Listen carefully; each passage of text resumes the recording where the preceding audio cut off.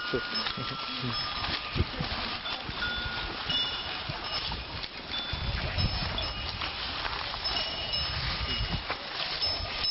पांढऱ्या बच्चे पाहिजे पांढऱ्या बच्चे पूरा तिथे.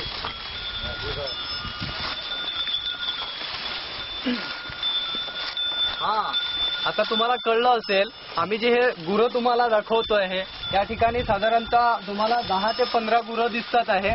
आणि जशी लहान मुलांची शाळा भरते ना, नेमकी तशीच शाळा आज या आंब्याच्या वृक्षाखाली असलेल्या या गडद छायेमध्ये भरली आहे. आणि या शाळेचा मनसोक्त आनंद घेतात आहेत इथले गुरं. आता ही एक जोडी आहे, त्यानंतर ही एक जोडी आहे आणि त्यांची एक नवी पिढी जी आहे, हा छोटासा गोरा आहे.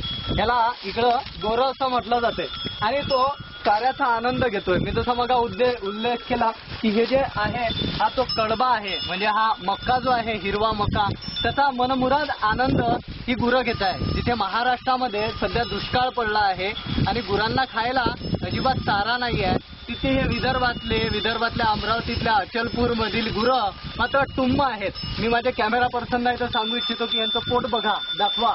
ह्या गाईचं पोट बघा. या सर्व गुरांची पोट जी आहेत कशी टुम्म भरली आहेत आणि ते मनमुराद आनंद घेत आहे. आणि या आंब्याच्या वृक्षाच्या छायेखाली आणि मनाला हरकत नाही येते की ही गुरांची शाळा भरली आहे. जशी लहान मुलांची शाळा भरली असते तशी ही गुरांची शाळा आहे. आणि त्यांची सध्या टिफिनची सुट्टी झाली आहे, म्हणजे जेवणाची सुट्टी झाली आहे. आणि ते जेवण उरकल्यानंतर ती आपापल्या कामाला अर्थात आपल्या शाळेच्या क्लासला जातील. अशी ही या शेतामधील आंब्याच्या वृक्षाखालील गडद छायेखाली वसलेली ही गुरांची शाळा आपणा सर्वांना निश्चितच आवडली असेल, हो ना?